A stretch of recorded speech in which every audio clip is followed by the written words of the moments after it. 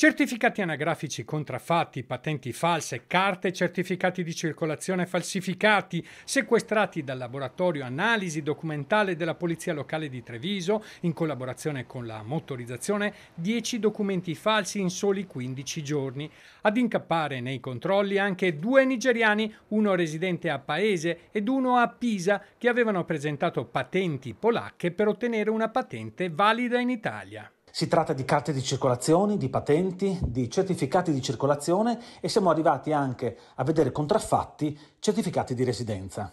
È il caso di 2 albanesi residenti nell'Interland trevigiano che hanno esibito certificati anagrafici falsi. Si tratta di un lavoro molto importante tra il laboratorio analisi documentale del Comando di Treviso e la motorizzazione che già da 3 anni hanno instaurato una sorta di convenzione e collaborazione per analizzare con le strumentazioni che sono in dotazione dell'AD tutti i documenti che passano e transitano attraverso la motorizzazione. Parlare di sicurezza stradale significa anche intercettare chi con manovre truffaldine cerca di guidare veicoli di cui non ha né titolo né la capacità.